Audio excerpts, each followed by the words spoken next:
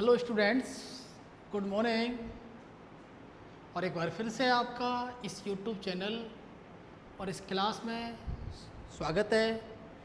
देखो, हमने गाउस की बात की थी और गाउस के अपन 3 एप्लीकेशंस को कंप्लीट कर चुके हैं। गाउस के 3 अनुप्रयोग हमारे कंप्लीट हो चुके हैं। अब चलते हैं अपन आरबीएससी के अकॉर्डिंग, जबकि सीबीएसई में हमारे 2 हो चुके हैं। ठीक, क्योंकि आरबीएसई में एक एक्स्ट्रा दिया हुआ है, नॉन कंडक्टिंग और कंडक्टिंग 2 दिए हुए हैं, जबकि सीबीएसई में ओनली कंडक्टिंग वाला दिया हुआ है। इसके फॉर्मूले, डेरिवेशन वगैरह मैंने सारे करवा दिए हैं, और अगर आपने नहीं देखे हैं तो मैं वीडियो के डिस्क्रिप्शन में उसका लिंक डाल दूँ और वहाँ से आप इसको आराम से देख सकते हो। दूसरी बात, देखो, ये जो चैनल है यूट्यूब चैनल, इसको आप अपने मिलने वालों से, जो पढ़ने वाले स्टूडेंट हैं, उनको शेयर करते रहें इसको, ताकि वीडियो उनके पास पहुंचेगी, वो देखेंगे, उन्हें थोड़ी हेल्प होगी। कई बार डेरिवेशन फिजिक्स बहुत टफ लगती है लोगों को, लेकिन हम ये चाहते हैं कि उसको और आसान बनाया जाए। तो उसको आसान बनाते बनाते मैं एक एक चीज़ को बहुत अच्छी तरीके से क्लियरिफाई करता हूँ, ताकि आपको डाउट ना रहे। ठीक है, तो अपन शुरू करते हैं एप्लीकेशन नंबर 4। ठीक है ना। अभी आप हेडिंग देखो, हेडिंग क्या है। हेडिंग है एप्लीकेशन नंबर 4 गाउस लॉ का। इलेक्ट्रिक फील्ड इंटेंसिटी ड्यू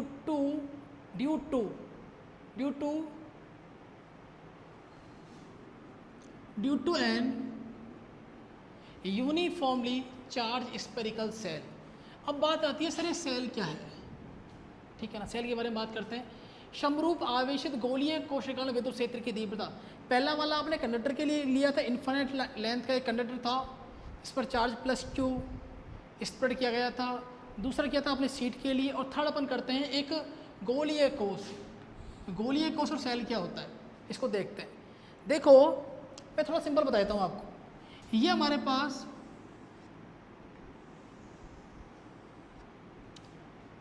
एक, अपन देखने में क्या लग रहा है, एक सर्कल दिख रहा है, लेकिन सर्कल नहीं है।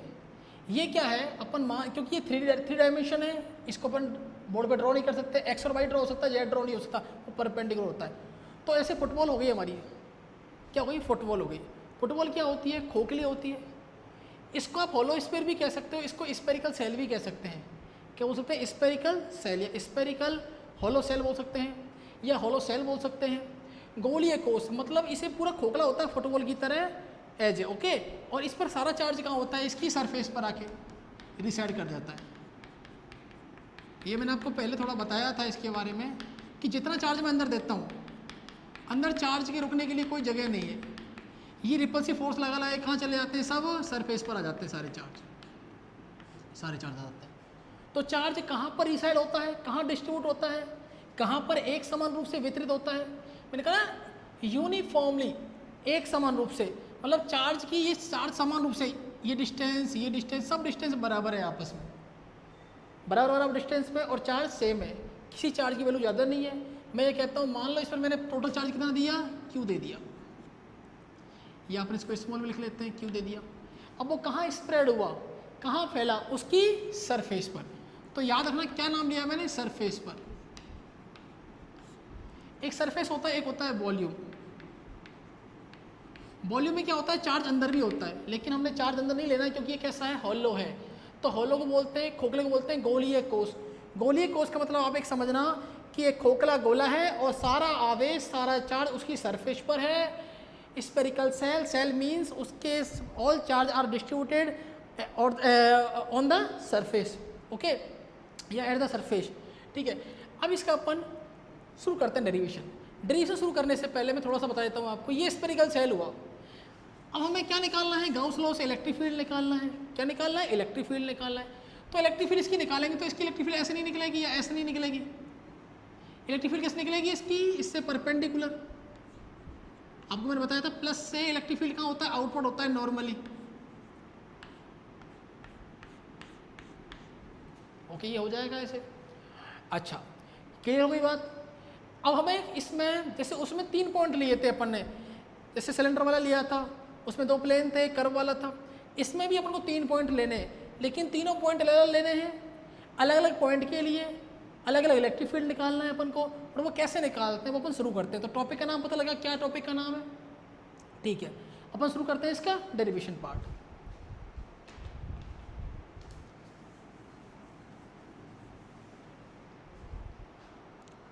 तो मैं एक कॉमन डायग्राम बना रहा हूँ आपके लिए, उसके हिसाब से अपन चलेंगे।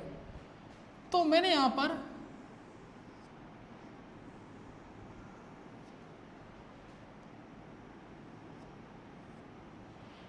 एक सेल है ये, इस पर मैंने चार्ज दिया, इसके ऊपर plus charge.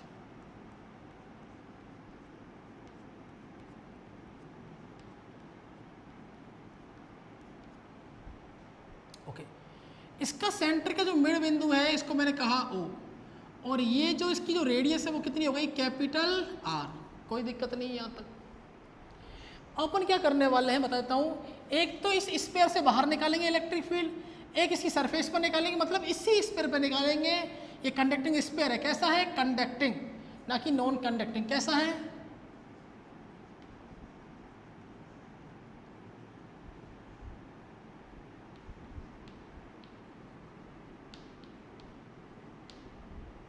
Conducting spherical shell, चालक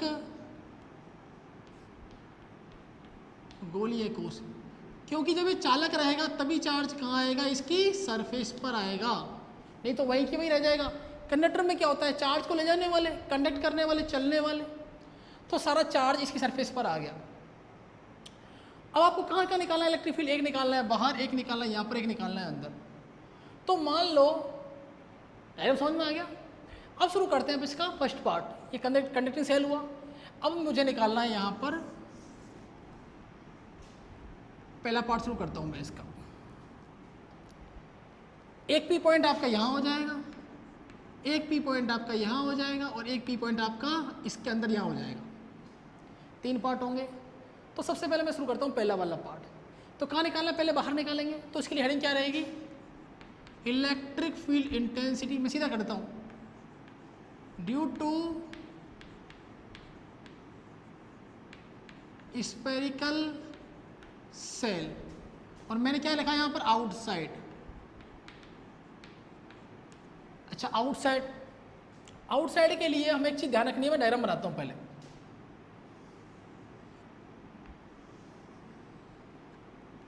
सही बना है, थोड़ा सा गड़बड़ हो रहा है ना।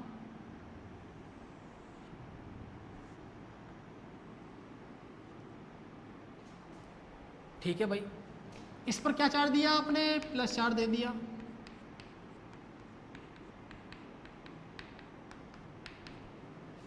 कहाँ निकालना है, बाहर निकालना है। तो बाहर मैंने एक पॉइंट एज्यूम किया यहाँ पर, तो उसमें दिया हुआ मैंने क्या एज्यूम किया, P। अब गाउस के लिए कंडीशन क्या होती है, आपको मैंने 3 कंडीशन बताई है। फर्स्ट कंडीशन, सरफेस कैसी होनी चाहिए, चार्ज कैसा होना चाहिए, इनक्लोज।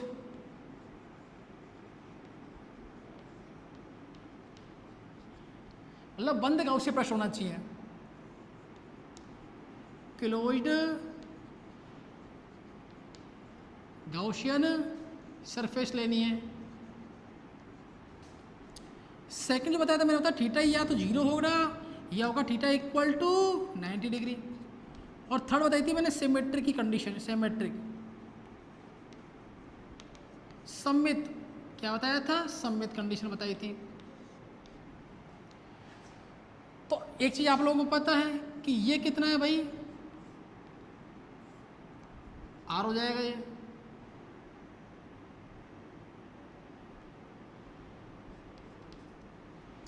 ये सेंटर पॉइंट को नाम दिया अपन ने O। क्या नाम दिया इसको, O। अपन को यहाँ पर निकालना है इलेक्ट्रिक फील्ड, और जब भी मैंने इलेक्ट्रिक फील्ड जहाँ भी निकाला है तो मैंने एक छोटा सा पॉइंट माना है, छोटी डिस्टेंस मानी है उसकी, स्मॉल r। ये कितना हो गया बेटा, स्मॉल r। अब देखो इसको करता हूँ मैं क्लोज पूरे को, तो इसको मैंने पूरा क्लोज किया।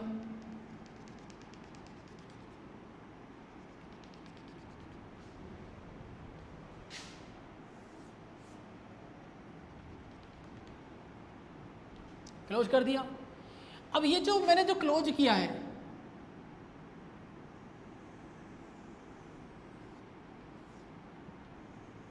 इसको क्लोज नहीं करते तो हमारा डेरिवेशन नहीं होता। इसको बोलते हैं Gaussian surface.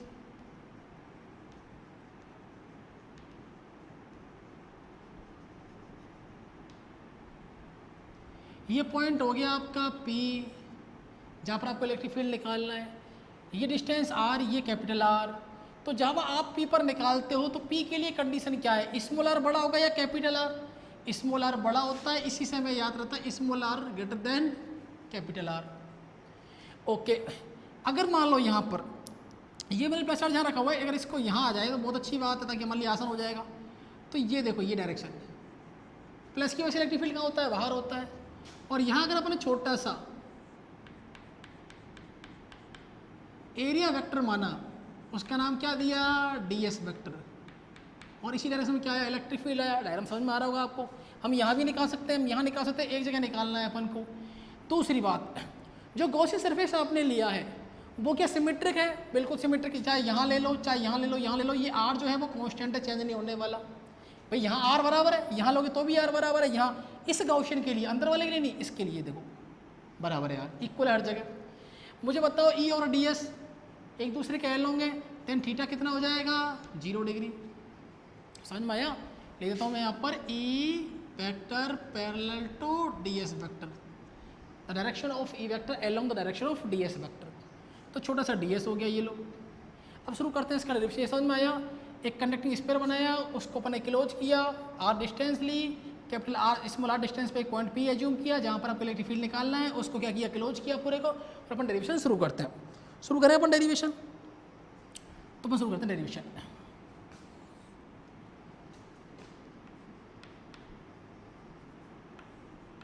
According to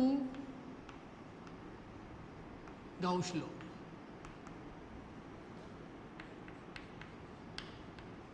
Gauss के नियम से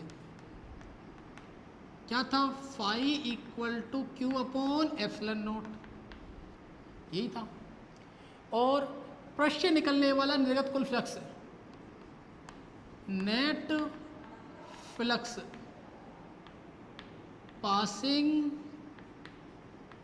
थ्रू द क्लोज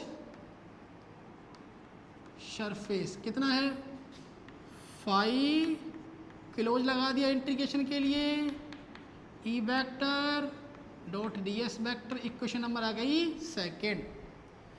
बंद पृष्ठ से निकलने वाला कुल फ्लक्स, ठीक है ना, लिखूं मैं एक बार, चलो लिख देते हैं।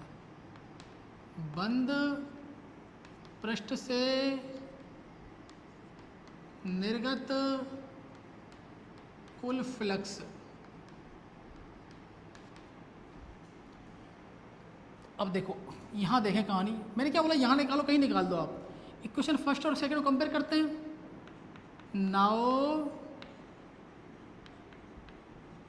Comparing equation first and second, जब दोनों को कंपेयर करोगे तो क्या मिलेगा हमें, हमें मिलेगा close integral E D S, ठीक है, और यह आ जाएगा Q upon epsilon not. Equation number third बना दिया है इसको। अब यहाँ देखो ई और डी एस, वही कहानी वापस, ई और डी एस कैसे हैं, पैरेलल है, थीटा कितना है 0, इसको खोलेंगे अपन, ये बनेगा close integral E D s cos theta. देख रहे तो आपको दिख रहा है, नहीं दिख रहा है यहाँ पर,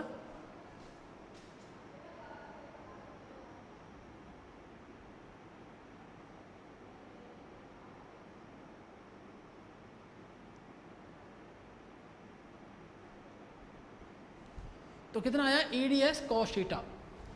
यहाँ आया as it is q upon epsilon naught. Theta कितना है प्यारे बच्चों, थीटा हमारे पास 0 डिग्री है, तो अपन को पता है कॉस 0 कितना होता है, कॉस 0 डिग्री इक्वल होता है प्लस का 1, तो यहाँ 1 हो जाएगा। ई डी एस का मल्टीप्लाई 1 से करेंगे तो कितना आ जाएगा, ई डी एस आ जाएगा। तो ये लो E D S Q upon epsilon naught. अब देखो ई हर जगह कांस्टेंट है, यहाँ भी ई कांस्टेंट है, यहाँ भी ई कांस्टेंट है, यहाँ भी ई कांस्टेंट है, क्योंकि अपना आर क्या है यहाँ पर, ये देखो ये गॉसियन सरफेस पर ई कैसा है, कांस्टेंट होना चाहिए। ई को मैंने कहाँ निकाल दिया, बाहर निकाला।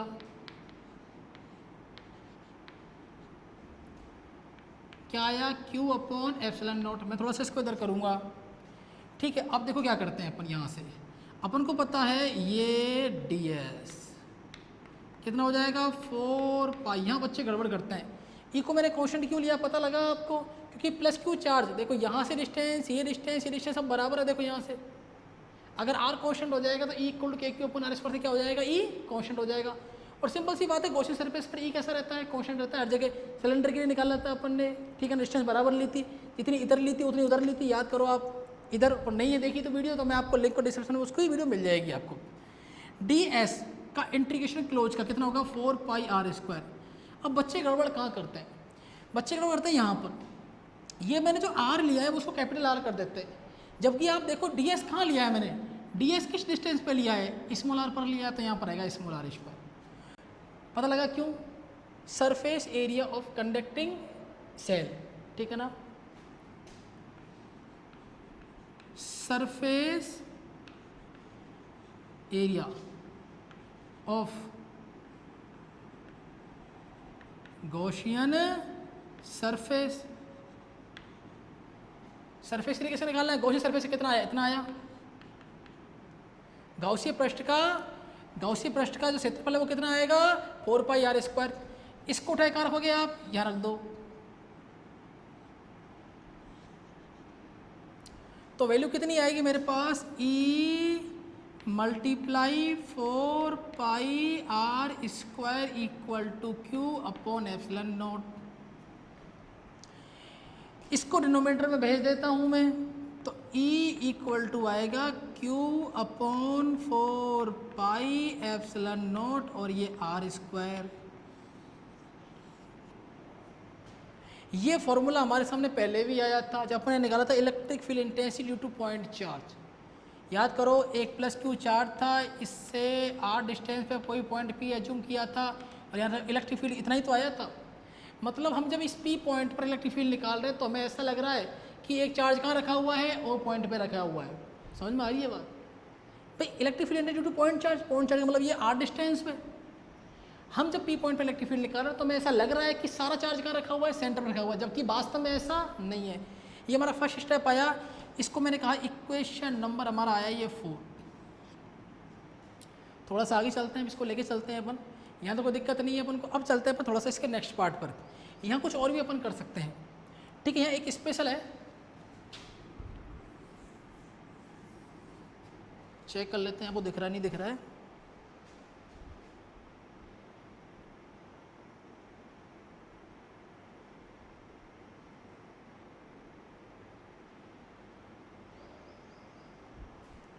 तो यहाँ देखो, अगर मैं इक्वेशन नंबर 4 से आता हूँ वापस एक बार, फ्रॉम इक्वेशन 4 अगर हम बात करें, क्योंकि ये सरफेस पर चार्ज है और सरफेस एनर्जी क्या होती है, sigma equal to Q upon s, sigma equal to Q upon s. तो क्यू कितना हो जाएगा, sigma into s equal to क्या हो जाएगा, q, sigma equal to Q upon s. तो यहाँ क्यू बन जाएगा मेरे पास सिग्मा इंटू एस। अभी जो आपने एस लिया है, एस कौन सा लिया है, ये कंडक्टिंग सेल वाला, इसका एस कितना है मैं लिख देता हूँ, एस इक्वल टू हमारे पास कितना है 4 पाई कैपिटल आर स्क्वायर।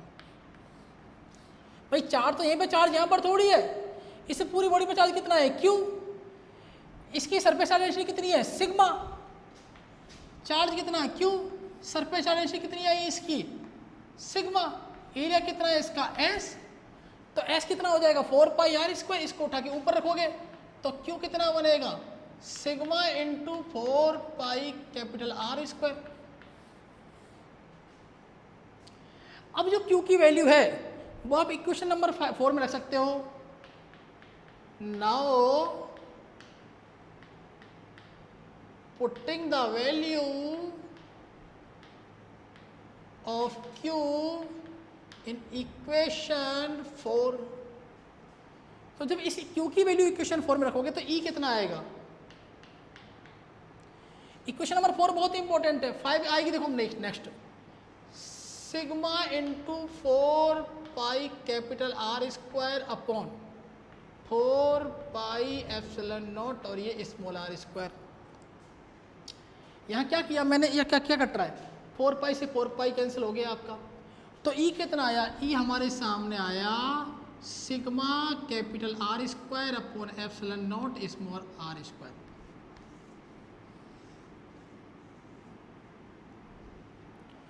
इसको मैंने इक्वेशन नंबर 5 नाम दिया है। देखो डेरिवेशन काफ़ी लंबा है, लेकिन मैं चाहता हूँ ये समझ में आपको आराम से आ जाए, कोई दिक्कत नहीं आनी चाहिए आप लोगों को डेरिवेशन समझने में।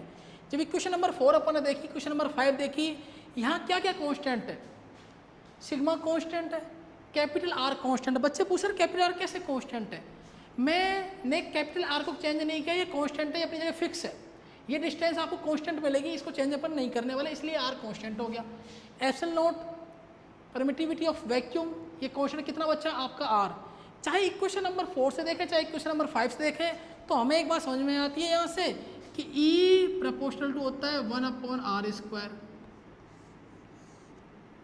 ये आपका हो गया स्पेशल कंडीशन जो ग्राफ बनाने में आपकी हेल्प करेगा। अगर E और R के बीच में ग्राफ बनाते हैं तो ये अगर R हो गया, ये अगर E होगा, तो ग्राफ कैसा आएगा, इनवर्स आएगा इसके। अगर R को इंक्रीज करोगे तो E डिक्रीज होगा और R को डिक्रीज करोगे तो E इंक्रीज होगा। तो ग्राफ कैसा बनेगा आपका, ऐसा बनेगा, पैराबोलिक परवलयाकार बनेगा। तो ये आपका हमने जो इलेक्ट्रिक फील्ड निकाली है इक्वेशन नंबर 4 से और इक्वेशन नंबर 5 से, वो किसके लिए निकाली है अपन ने, electric field intensity to spherical shell. कहाँ निकाली है, आउटसाइड। तो इसको अपन बोल सकते हैं आउट।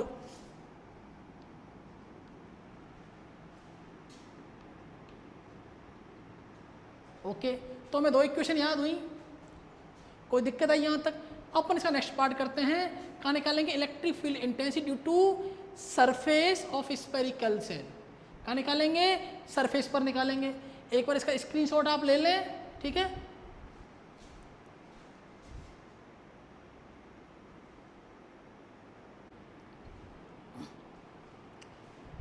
अभी नेक्स्ट हमारे पास इसकी कंडीशन नंबर 2 जो है वो दूसरा पॉइंट अपन निकालेंगे। वो कहाँ निकालेंगे अपन, इसकी सरफेस पर। Electric field intensity due to spherical shell at surface, ठीक है ना। विद्युत क्षेत्र की तीव्रता गोलीय कोश की सतह पर, जहाँ पर स्मॉल आर किसके इक्वल होगा, कैपिटल आर के इक्वल। अब सबसे बड़ी बात, इसको वही करना है अपन को। यहाँ चार्ज हमारे पास +q है जो कि यूनिफॉर्मली डिस्ट्रीब्यूटेड है। सेंटर पॉइंट हमारा O हुआ, ये डिस्टेंस कितनी होती है, कैपिटल आर। अब क्या करना है आपको, जैसे पहले वाले केस में मैंने बताया था, आपको यहाँ लिया था, अब इसको कहाँ लोगे आप, थोड़ा सा सरफेस पर लोगे। तो सरफेस पर लेने के लिए यहाँ एक गॉसियन सरफेस क्लोज करनी पड़ेगी, जो कि इसके ठीक कहाँ होगा, यही होगा, इसी सरफेस पर आएगी ये। क्यों, अगर इसको थोड़ा सा अपने आगे कर दिया तो ये देखो, अगर मान लो अपन ने ये स्मॉल आर और P पॉइंट को अपन ने कहाँ मान लिया, यहाँ मान लिया, ये एरिया वेक्टर हो गया, ये ds ऐसे हो जाएगा और प्लस की वजह से इलेक्ट्रिक फील्ड कैसे आ जाएगा, ऐसे आ जाएगा, क्योंकि अभी भी चार्ज +q यहाँ रखा हुआ है इसी सरफेस पे, यहाँ प्लस चार्ज यहाँ रखा हुआ है। ओके, ये O, ये R और ये R हो गया। थीटा वापस कितना आ जाएगा हमारे पास में, यहाँ से 0 degree. E vector parallel to ds vector, clear बात है। थीटा कितना आया, 0 आया। अब गॉसियन सरफेस आपने कहाँ बनाई है, ये गॉसियन सरफेस हुई। गॉसियन सरफेस बंद गोलीय फ्रस्ट होता है, ये यहाँ बना दी हमने, और यही है वापस क्या है, कंडक्टिंग सेल भी है।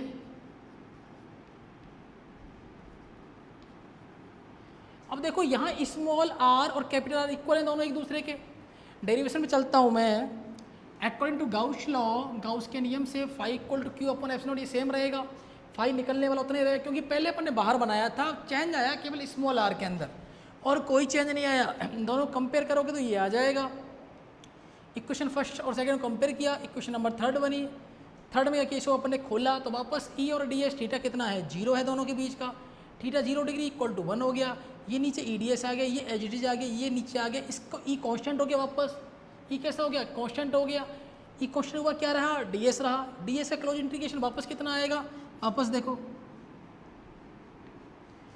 ds, close integration of ds कितना आएगा प्यारे बच्चों, 4 क्योंकि जो गाउस का आपने जो लिया है वो उसकी अभी भी रेडियस कितनी है, स्मॉल आर, अभी कैपिटल आर पर नहीं जाए आप।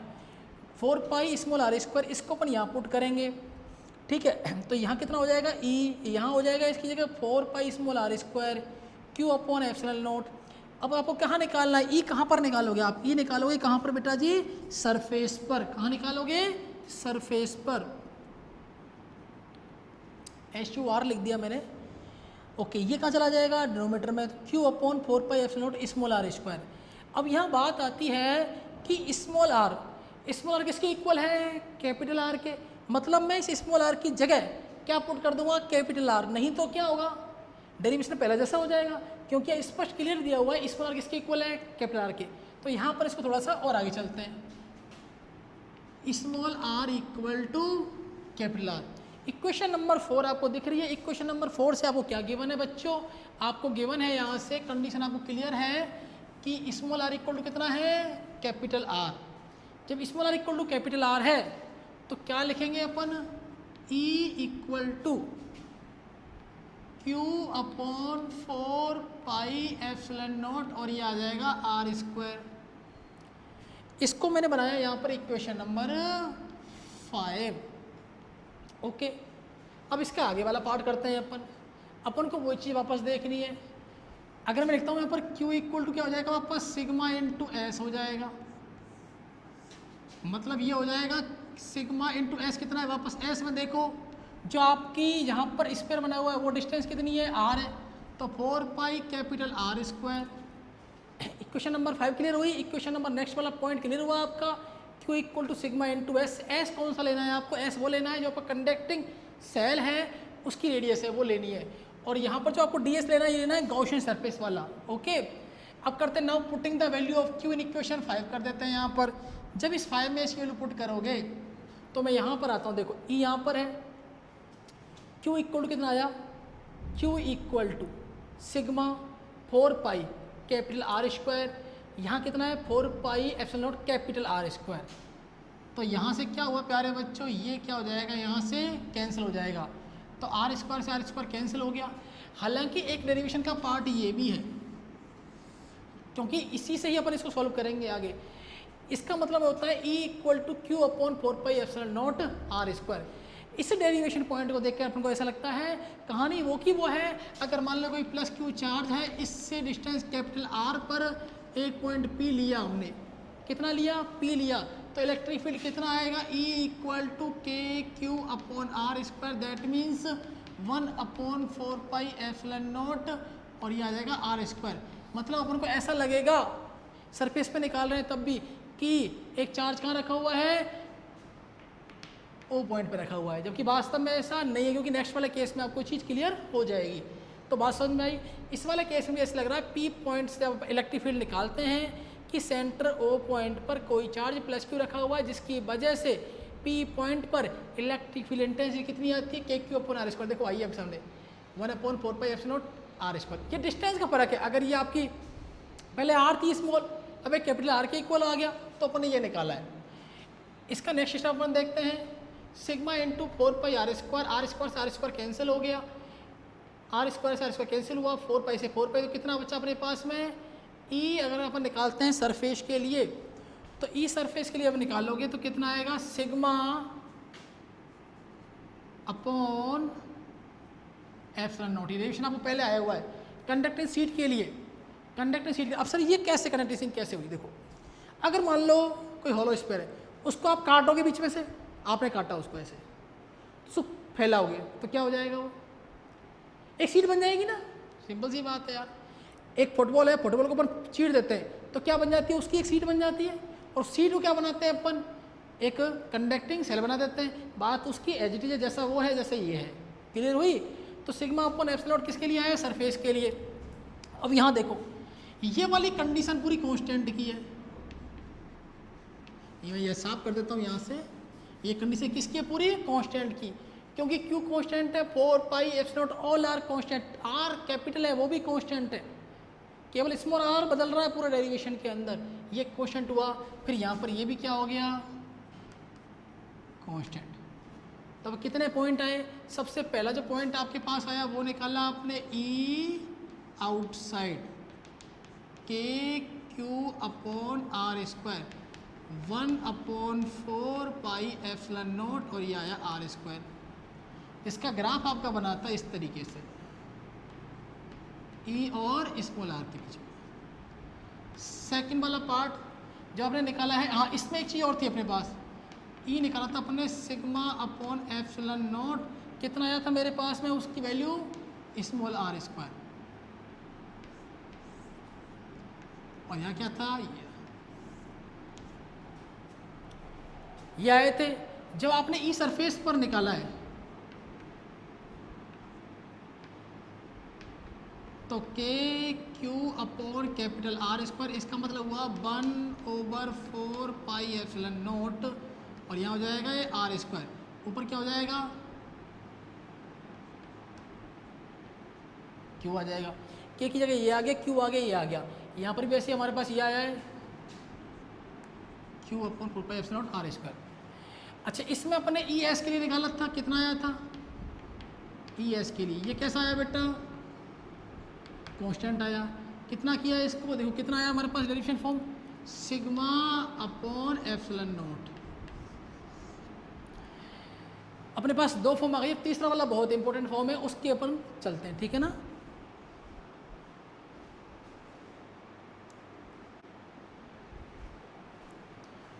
हाँ बच्चों, नेक्स्ट है हमारे पास electric field intensity due to spherical shell, उसी सेल की वजह से इनसाइड निकालना है, सेल के भीतर निकालना है।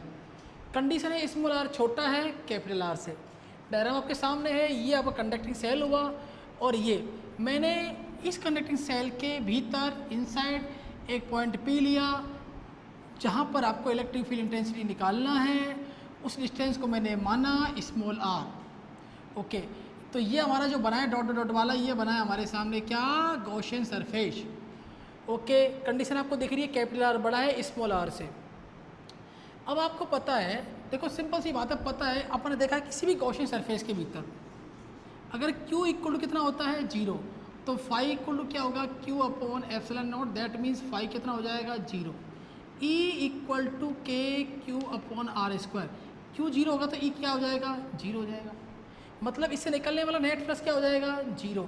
अगर नेट फ्लक्स 0 हो गया तो EDS आता है हमारे पास नेट फ्लक्स के लिए, तो हमारे पास ds का इंटीग्रेशन करेंगे तो डी ई कॉन्स्टेंट बाहर आ गया, ds बचा, इसको अपन खोलेंगे तो EDS cos थीटा हो जाएगा, थीटा 0 हो जाएगा, तो क्या मिलेगा मेरे पास E close integration of ds। अब ds तो 0 हो नहीं सकता, एरिया कैसे 0 हो जाएगा, उसका क्या 0 हो जाएगा, फाई कितना है मेरे पास में 0, तो E क्या हो जाएगा यहाँ से 0 हो जाएगा भाई। E क्लोज इंटीग्रल ds कितना है 0। अब इसमें से इस पूरे का मल्टीप्लाई 0 है, तो इसका मतलब यही तो हुआ कि इन दोनों में से एक चीज़ 0 है। क्या 0 हो सकती है, ds तो 0 हो नहीं सकता क्योंकि वो एरिया वेक्टर है। क्या 0 होगा, E 0 होगा।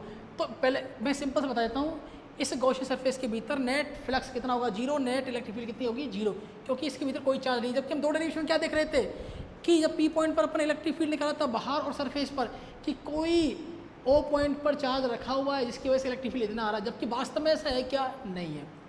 तो शुरू करता हूँ मैं, according to Gauss law phi equal to Q upon epsilon naught बिल्कुल बराबर है, ये एच रहेगा, बंद प्रश्न निकलने वाला कुल flux net flux passing through the close surface. Compare किया, कंपेयर करने के बाद में इसको खोलेंगे तो भी कोई मतलब नहीं है, मैं इसको डायरेक्ट कर देता हूँ यहाँ से, E D s equal to कितना हो जाएगा 0, ठीक है ना। मैं कहता हूँ यहाँ पर inside the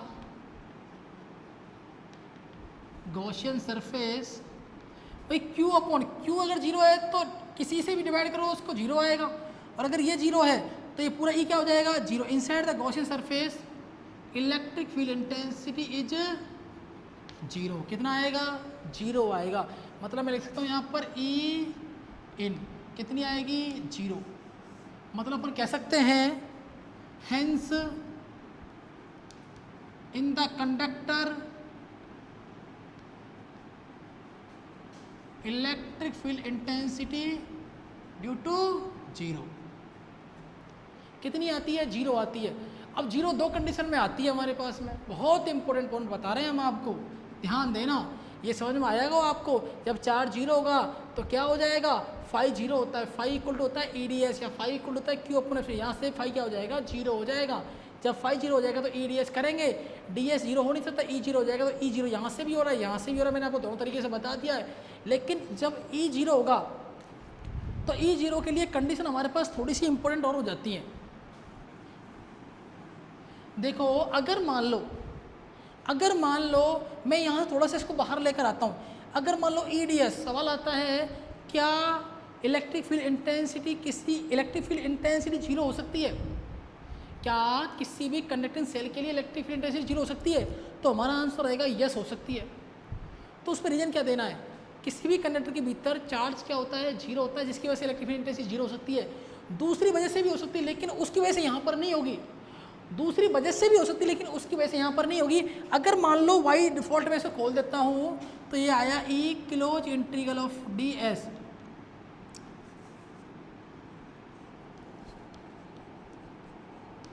Q upon epsilon naught. अगर मान लो कहीं पर चार्ज क्यू जीरो नहीं है, इसको अपन खोलते हैं E D s cos theta.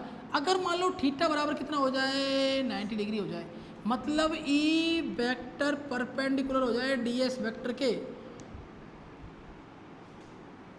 Q upon epsilon not E D s cos 90। Cos 90 कितना होता है प्यारे बच्चों, जीरो होता है। कितना होता है, जीरो होता है। तो ये जीरो हो गया तो ये पूरा ही जीरो हो गया, हुआ या नहीं हुआ, तो पूरा जीरो हो गया। क्यू अपॉन एप्सिलॉन क्या होता है, फाई होता है। टोटल फोर्स कितना हो जाएगा, जीरो हो जाएगा, और फाई जीरो हो गया तो इलेक्ट्रिक फील्ड भी क्या हो जाएगा, जीरो हो जाएगा। बात क्लियर हुई, दोनों एक दूसरे के वाइस वर्सा होते हैं। तो इलेक्ट्रिक फील्ड इंटेंसिटी दो तरह से जीरो हो सकती है, एक तो चार्ज जीरो रहेगा उसके ऊपर अंदर इनसाइड, और एक रहेगा जब ई और डी एस कैसे हो, एक दूसरे के परपेंडिकुलर हो।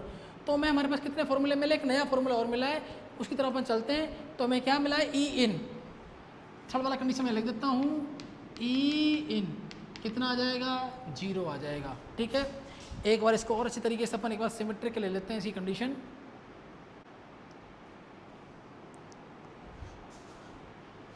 हाँ बच्चों, तो अपन इसका निकालते हैं ग्राफिकल रिप्रेजेंटेशन, ग्राफीय निरूपण, variation of E with r, r के साथ साथ ई में परिवर्तन। तो इसमें हमें ग्राफ बनानी है जो बहुत इंपॉर्टेंट है, वो आपका इस पूरे टॉपिक को कवर कर रही है, तो ये समझना बहुत ज़रूरी है। एग्जाम में सीधा डायरेक्ट ग्राफ भी आ जाता है। तो सबसे पहले अपन ने क्या पढ़ा, इलेक्ट्रिक फील्ड इंटेंसिटी बाहर निकाली थी, कितनी आई थी, के Q upon small r square, q upon ये आई थी, ये कांस्टेंट थी, ये आर बाहर के लिए आई थी।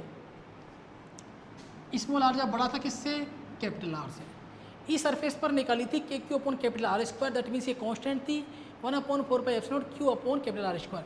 ये कहाँ निकाली थी आपने, small are equal to capital R पर, और ई निकालने के लिए कैपिटल आर इंक्रीज था स्मॉल आर से। अब यहाँ ग्राफ पर आते हैं। सबसे पहले मानते हैं अपन पी पॉइंट कहाँ रखा हुआ है, बाहर रखा हुआ है। ठीक है, अगर अंदर पर आते हैं तो अंदर शुरू कर देते हैं। सबसे पहले यहाँ पी पॉइंट अपन माना, डिस्टेंस कितनी हो गई, आर हो गई, ये सेंटर पॉइंट हो गया आपका ओ। तो यहाँ पर इलेक्ट्रिक फील्ड इंटेंसिटी कितनी आई थी, आप सोचो, inside the spherical shell electric field intensity zero. तो देखो यहाँ देखो, ये ग्राफ बता रहा है आपको, ये एक्स एक्सिस और ये वाई एक्सिस। ये एक्स में जाएंगे तो स्मॉल आर इंक्रीज होगा, और वाई में जाएंगे तो capital E, electric field intensity increase होगी। तो सबसे पहले पहली कंडीशन जीरो पर, सेंटर पर जीरो आता है। सेंटर से जैसे थोड़ा सा ऊपर चलते हैं, थोड़ा सा यहाँ पर आए, यहाँ पर आए, यहाँ पर आए, कहाँ तक जीरो आता है, यहाँ तक। फिर जब तक ये सरफेस तक नहीं पहुँच जाता तब तक इलेक्ट्रिक फील्ड इंटेंसिटी क्या आती है, जीरो आती है। देखो यहाँ देखो, यहाँ पर जीरो है। यस भाई, आर आपका चाहे यहाँ पहुँच गया हो, चाहे यहाँ पहुँच गया, चाहे यहाँ पहुँच गया, यहाँ पहुँच गया, यहाँ पहुँच गया, जब तक आपका आर कैपिटल आर को टच नहीं करेगा ना, small are equal to capital R, मतलब ये जो हमने पी पॉइंट लिया था वो यहाँ पर, यहाँ पर, यहाँ पर, फिर धीरे कहाँ पहुँचा दिया अपन ने, यहाँ पहुँचा दिया। जब इसको यहाँ पहुँचा दिया तो स्मॉल आर किसको इक्वल हो गया, कैपिटल आर के इक्वल हो गया। स्मॉल आर कैपिटल आर के इक्वल हुआ तो ई कितना आया, के Q upon capital R square. जो कंडीशन कैसी थी हमारे पास, मैक्सिमम थी। यहाँ जीरो है, जीरो जीरो, यहाँ अगर कितनी हुई, capital k Q upon r square capital है, ई कैसा मिलता है, मैक्सिमम। ध्यान रखना, कंडक्टिंग स्फेरिकल सेल के लिए इलेक्ट्रिक फील्ड इंटेंसिटी मैक्सिमम कहाँ मिलती है, सरफेस पर मिलती है। ओके, अब नेक्स्ट आ जाओ आप, और ये कैसी होती है, यहाँ पर कांस्टेंट होती है। अब आते हैं अपन नेक्स्ट वाले पार्ट पर। अब देखो, small are equal to capital R हो गया, अब चलते हैं पर बाहर की तरफ। अब आप बाहर आओगे, यहाँ आए आप, फिर यहाँ आए, फिर यहाँ, जैसे अपन यहाँ देखते हैं यहाँ पर आ गए, यहाँ आ गए, पी पॉइंट अपन ने बाहर निकाला है। जैसे अपन बाहर जाते हैं तो डेरिवेशन में देखो E out k q upon r square, r आपका बढ़ रहा है या घट रहा है? आर क्या हो रहा है? बढ़ रहा है या घट रहा है? बढ़ रहा है। तो आर के बढ़ने से ई क्या होगा? डिक्रीज। तो यहाँ अगर अपन बाहर निकलेंगे इस स्पेयर से तो इलेक्ट्रिक फील्ड से क्या होगी? कम होगी। तो सबसे ज़्यादा कहाँ होती है? सरफेस पर होती है। सबसे कम कहाँ पर होती है? सबसे कम कहाँ होती है? सेंटर पर होती है। सेंटर से यहाँ तक 0 होती है। तो मैक्सिमम पता लगा। अब एक ग्राफ देखो, ई प्रोपोर्शनल टू, मैंने ग्राफ कैसे बनाया? यहाँ पर 0 है, फिर अचानक कहाँ हो गया? सरफेस पर क्या हो गई? मैक्सिमम। ये स्पेयर मैंने इसीलिए बनाया है। मैक्सिमम हो गई, वापस क्या हो गई? घटना शुरू हो गई। पहले 0 थी, फिर मैक्सिमम हुई, फिर वापस क्या हो गई? धीरे धीरे धीरे धीरे कम होना शुरू हो गई। और कहाँ चलती है? इनफाइनाइट टाइम तक चल जाती है। तो ये हमारा ग्राफिकल रिप्रेजेंटेशन हुआ। आज का टॉपिक यहीं खत्म करते हैं। नेक्स्ट टॉपिक में आपसे फिर मुलाकात होगी।